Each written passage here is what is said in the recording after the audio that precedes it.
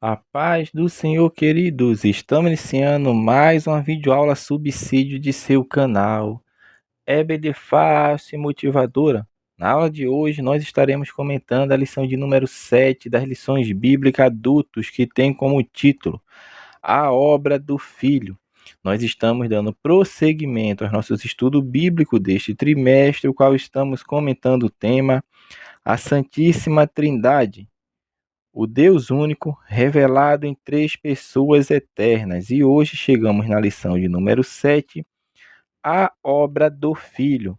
O texto áureo encontra-se em Filipenses capítulo 2, versículo 9, Filipenses 2, 9. Pelo que também Deus o exaltou soberanamente, lhe deu o nome que é sobre todo o nome.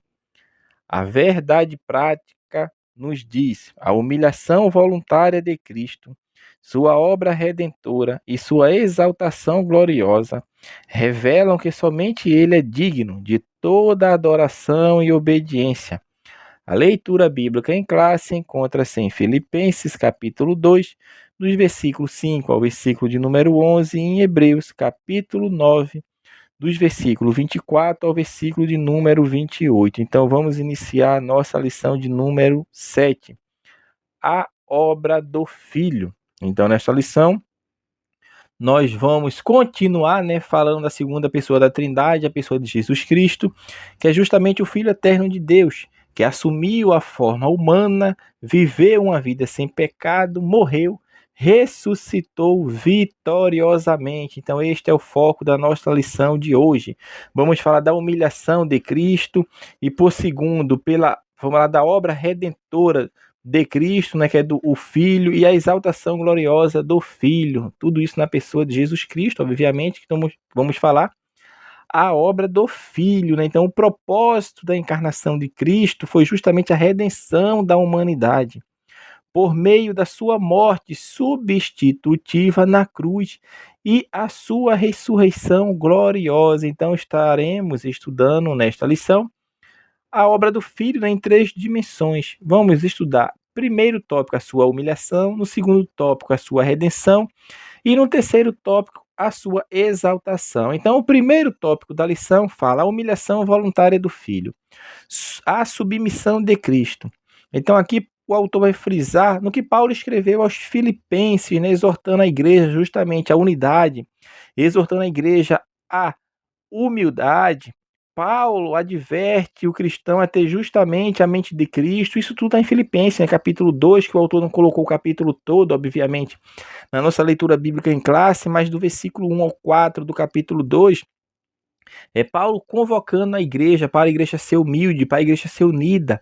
No capítulo 2, versículo 5, Paulo adverte para que venhamos a ter a mente de Cristo. Ele fala: de sorte que haja em vós o mesmo sentimento que houve também em Cristo Jesus. Então, Paulo está apresentando Cristo justamente como o exemplo supremo de humildade, o modelo máximo de serviço abnegado, contrastando justamente com a tendência do ser humano, que é ser orgulhoso e se autopromover. Então, Paulo está falando disso aqui, quando ele está falando da submissão de Cristo. Mas Paulo ele vai falar dos versículos 6 ao 11 de Filipenses 2, ele vai introduzir justamente o que é conhecido, que é chamado entre os estudiosos, dentro da teologia, do hino cristológico, não é? Filipenses, capítulo 2, do versículo 6 ao 11, é um hino cristológico, considerado uma das porções mais sublimes acerca justamente da encarnação e da exaltação de Cristo. Então, a perícope vai apresentar dois movimentos, vai falar a humilhação voluntária do Filho, capítulo 2, versículo 6 a 8, mas também vai falar da exaltação gloriosa de Cristo pelo Pai, que é dos versículos 9 ao versículo 11 de Filipenses 2. Então, meu irmão, o que Paulo está convidando aqui aos filipenses e a cada um de nós que temos acesso hoje às palavras escritas por Paulo, inspirada pelo Espírito Santo, é justamente para que nós venhamos a seguir o exemplo que foi deixado por Cristo.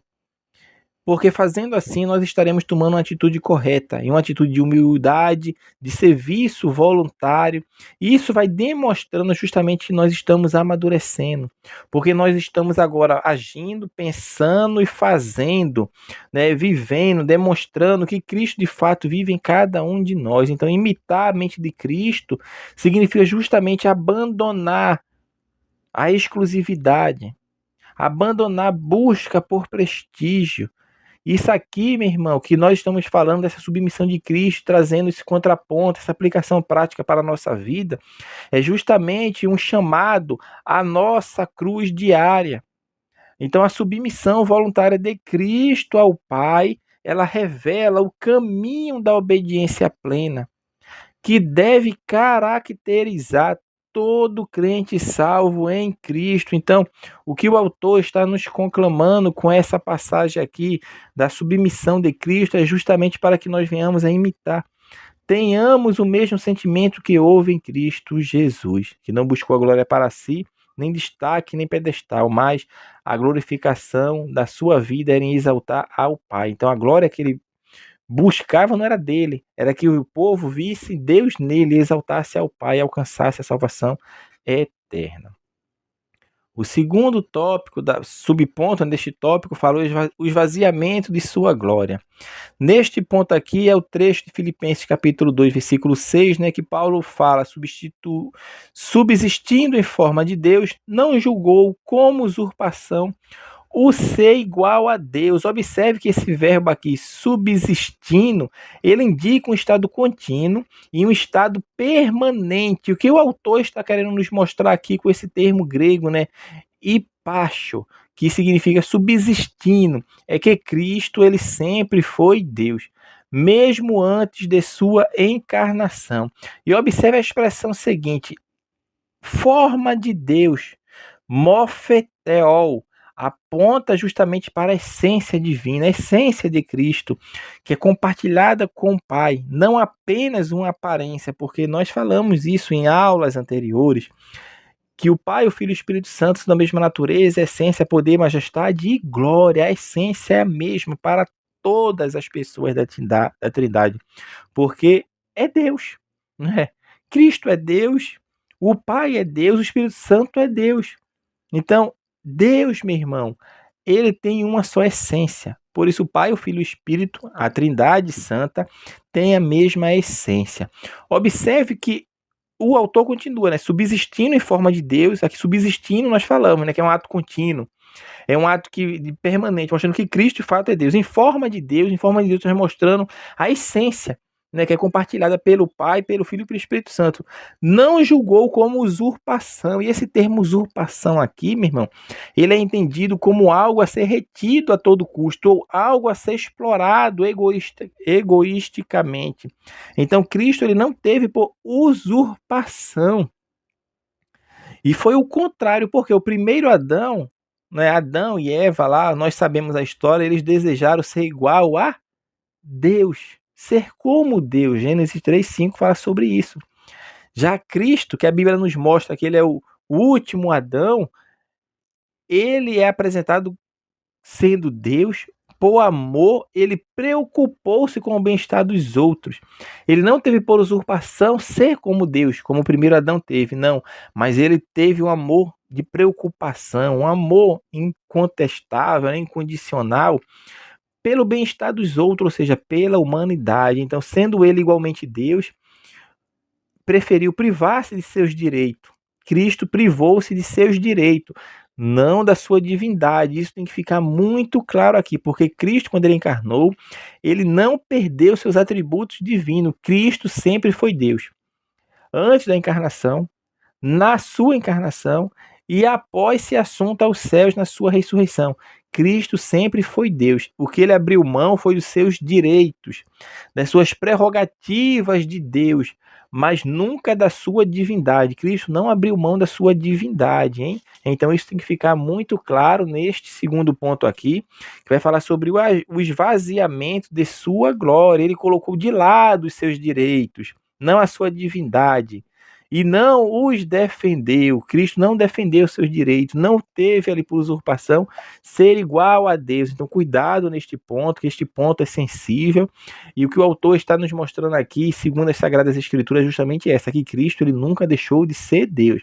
Ele, sendo em forma de Deus, não teve por usurpação, vamos falar assim, parafraseando, ter os seus direitos como Deus, embora, quando encarnado. Não, mas ele humilhou-se, tomando a forma de servo, né? E sendo fiel até a morte, que nós vamos falar disso nesse terceiro subponto, a obediência sacrificial até a cruz. A obediência de Cristo, como nós falamos na introdução, ela foi plena, né? Porque desde a sua encarnação até a sua morte, até o Calvário, foi plena a obediência de Cristo.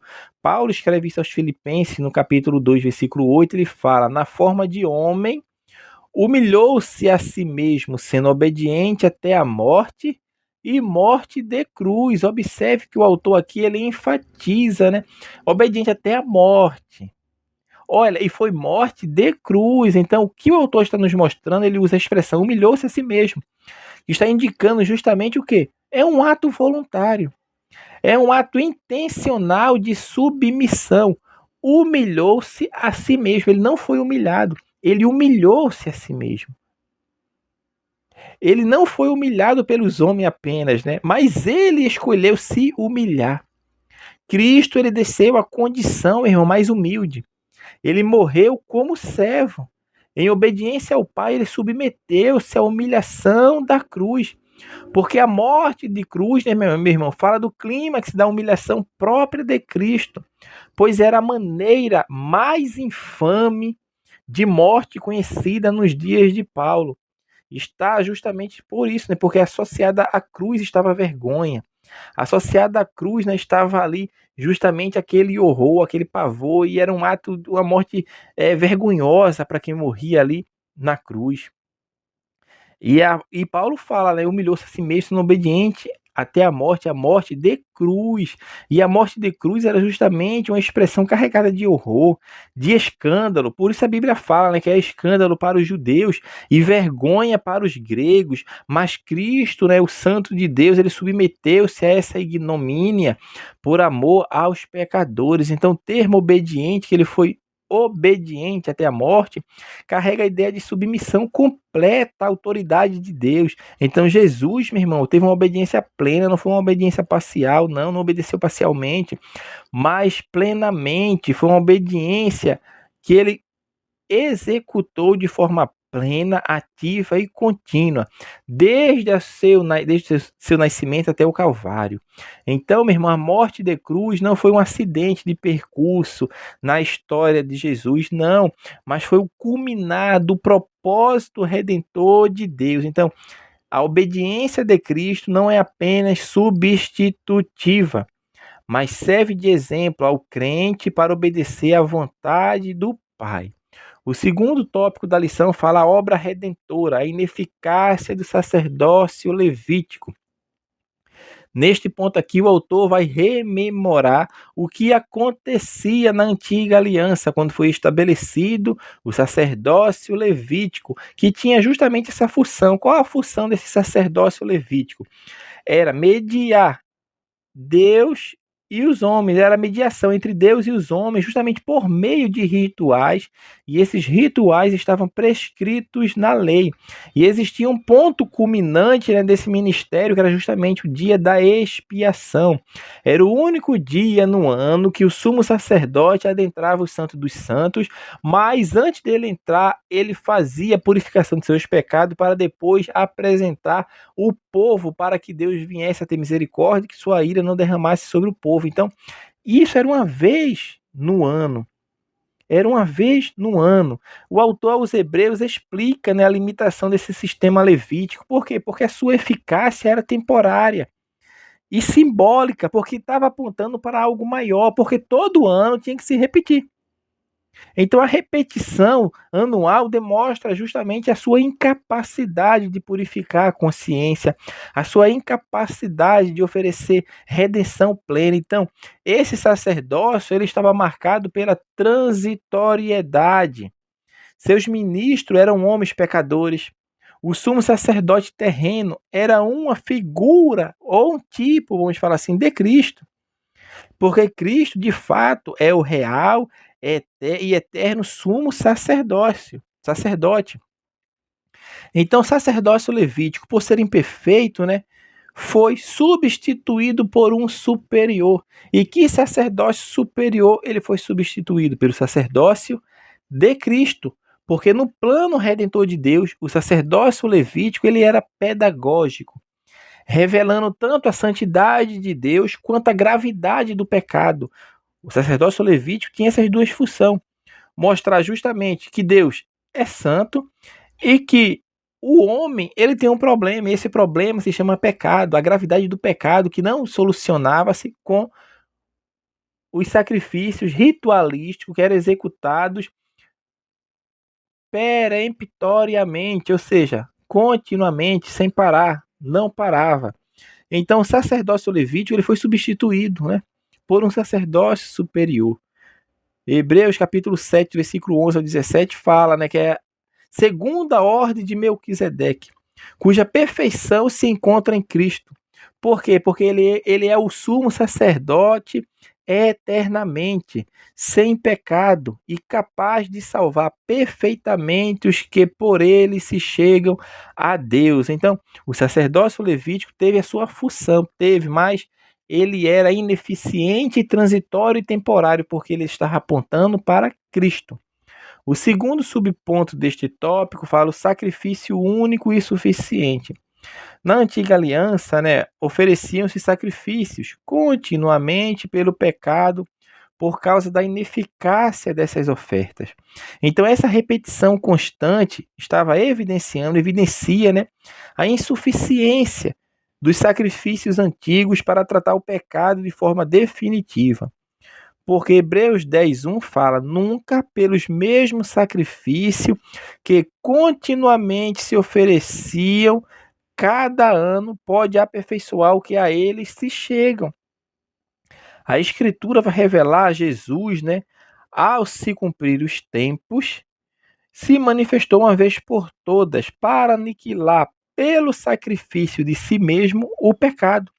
Hebreus 9:26, a parte B. Então, o termo aniquilar, ele também é traduzido, pode ser traduzido como abolir, como remover ou anular completamente. Então, a morte de Jesus, meu irmão, ela foi definitiva, completa e eficaz. Ele se ofereceu uma vez para levar os pecados de muitos. Hebreus 9:28. E essa expressão uma vez significa literalmente uma única vez para sempre. E indica que não há necessidade de repetição. O que ele fez é perfeito, o que ele fez é eterno. Cristo, ao mover, a Bíblia fala que o véu do templo se rasgou, e aquele véu representava justamente a separação do homem a Deus. O homem não se chegava a Deus senão pelos sacrifícios da antiga aliança. Mas a morte de Cristo derrubou, rasgou o véu, literalmente, né, e espiritualmente. Hoje, em qualquer lugar, em qualquer momento, em qualquer situação, nós podemos elevar nossa voz, elevar nossos pensamentos a Deus, e Ele de fato vai estar ouvindo. Porque não há outro meio de salvação, nenhuma outra oferta, nenhum outro nome. O Calvário é suficiente. Cristo, meu irmão, é tudo e fez tudo por cada um de nós. O terceiro subponto deste tópico fala substituição vicária. Essa expressão, né, substituição vicária, ela é central para a compreensão do sacrifício de Cristo. Porque a palavra vicária deriva do latim vicarius, que significa aquele que age em lugar de outro. E é um conceito claramente expresso em textos bíblicos, tanto na antiga como na nova aliança. Então a substituição vicária é o cerne, né, da doutrina da expiação, porque ela integra o plano eterno de redenção, que foi revelado, obviamente, progressivamente nessa escritura, desde o jardim do Éden. E nesta doutrina afirma que Cristo ele morreu em lugar do pecador, suportando a ira de Deus contra o pecado. Então a justiça divina, meu irmão, ela exige punição. Isso é claro. E o amor divino promoveu um substituto, Que substituto foi esse? Jesus Cristo. Então ele sofreu não meramente para nosso benefício ou vantagem, mas ele sofreu em nosso lugar. Então a cruz, ela não é apenas um símbolo religioso, mas é o local onde a dívida da culpa foi paga. É onde o pecado foi julgado, é onde a salvação ela foi selada. Então, meu irmão, este ponto aqui que vai falar sobre a substituição vicária é justamente na pessoa de Cristo. O terceiro tópico da lição fala a exaltação gloriosa do Filho, recebido à destra de Deus. Após sua humilhação voluntária, tem que ficar bem claro isso, né? O Filho foi entronizado nos céus, com glória eterna.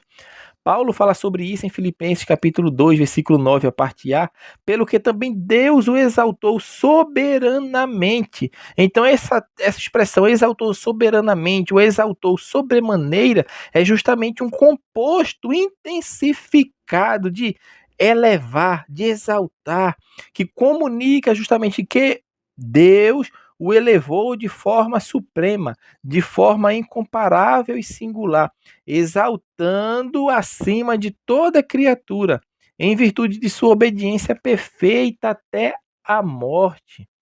Então, Cristo ele não apenas venceu a morte, mas ele foi exaltado à posição suprema do universo. Hebreus 1:3 fala: depois de ter feito a purificação dos pecados, assentou-se à direita da majestade nas alturas. Então, estar à destra do Pai não é apenas uma referência espacial, não é apenas isso não, mas é uma metáfora rica em significados. Simboliza autoridade suprema, honra, glória, domínio. Então a destra é um lugar de honra reservado ao herdeiro real. Está assentado expressa descanso depois do conflito. Deus que exaltou a Cristo crucificado, não apenas o ressuscitando dos mortos, mas o entronizando no céu. Então a exaltação de Cristo, meu irmão, é uma das fases da cristologia que contempla, né, os estados de humilhação e exaltação de Jesus. A humilhação inclui sua encarnação, sofrimento, sua morte, seu sepultamento, mas a exaltação compreende sua ressurreição, sua ascensão, assentamento à destra de Deus e ainda o seu retorno glorioso, porque ele voltará para buscar sua igreja. O segundo subponto deste tópico fala um nome acima de todo nome. É a parte B do versículo 9 de Filipenses 2. Cristo recebeu de Deus Pai um nome que é sobre todo nome. Então a expressão grega para nome, né, onoma, vai muito além de um título ou uma indicação. No Antigo Testamento e no Novo Testamento, né, o nome representa justamente a essência. Representa o caráter, a autoridade e a reputação da pessoa. E ao dizer que Cristo recebeu um nome sobreexcelente, a Escritura afirma que nenhuma autoridade, visível ou invisível, se compara ao seu poder, se compara à sua posição. Então, o que isso significa? Que Cristo ele foi exaltado acima de toda eminência do bem e do mal, e de todo título que se possa conferir nesta era, e também no porvir. Ele não apenas reina sobre tudo, ele é o Rei dos reis e Senhor dos senhores. Não existe poder algum que seja maior e nem mesmo igual ao poder de Cristo. O nome de Jesus, meu irmão, não é apenas um símbolo de fé, mas uma fonte real de autoridade. Por isso a expressão nome de Jesus não se refere ao som da palavra, mas à autoridade de Jesus. Usar o nome de Jesus significa agir em sua missão, segundo sua vontade, sob seu senhorio e para a sua glória. Terceiro e último ponto e subtópico desta lição: soberania universal e retorno triunfal. A exaltação de Cristo ela vai culminar não apenas na sua entronização, mas também na plena manifestação de sua soberania sobre todo o universo, no presente e no futuro escatológico. A Bíblia declara que todo joelho se dobrará e toda língua confessará que Jesus Cristo é o Senhor. Essa expressão, todo joelho se dobrará, ela ecoa a profecia, né, onde o próprio Deus declara que toda criatura se curvará diante dele. Está lá em Isaías 45, versículo 23. Então, ao aplicar esse texto ao Filho, Paulo está, de fato, mostrando que Jesus é Deus e que ele é Senhor. Então, meu irmão, a atenção que nos chama aqui é justamente as três classes de seres, né, que serão alcançadas, né, pelo domínio de Cristo. Observe que ele fala que todo joelho se dobrará. E aonde? No céu. Os humanos redimidos e os seres celestiais. Estaremos lá no céu, redimidos já com Cristo, e os seres celestiais. Vai se dobrar. Na terra, os seres humanos vivos, porque Cristo vai voltar. E estará ainda aqui pessoas com esse corpo físico, né, corpo corruptível. E terceiro, debaixo da terra, os condenados no inferno, tanto humanos quanto anjos, maus ou demônios, vai se curvar. Então não haverá criatura que escape ao reconhecimento do senhorio de Jesus. A confissão universal de que Jesus Cristo é o Senhor, ela se dará de duas maneiras. Primeira maneira vai ser voluntária, por aqueles que hoje confessam Jesus como aqueles que, mesmo tendo, por aqueles, né, será voluntária, por aqueles que hoje confessam Jesus como Senhor e vivem sob seu senhorio, mas também vai ter as pessoas que vão confessar Jesus Cristo é o Senhor de forma compulsória, que é justamente aqueles que, mesmo tendo rejeitado a Cristo, um dia eles vão reconhecer a Cristo, mas não para a salvação, mas para a condenação. Então, meu irmão, isso aqui é algo seríssimo neste ponto da lição, né? Hebreus afirma que ele voltará para levar para si os que o esperam. Hebreus 9, 28. Esse retorno ele será em glória e majestade, poder e juízo.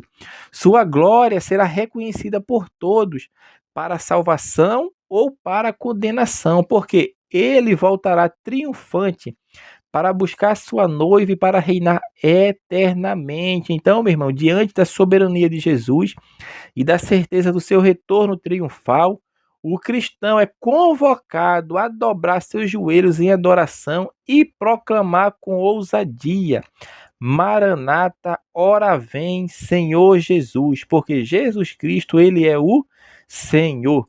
Então, assim, nós estamos encerrando a nossa lição de número 7, e nesta lição nós comentamos o tema A Obra do Filho. Que Deus abençoe os irmãos e até a nossa próxima aula, se assim o Senhor nos permitir.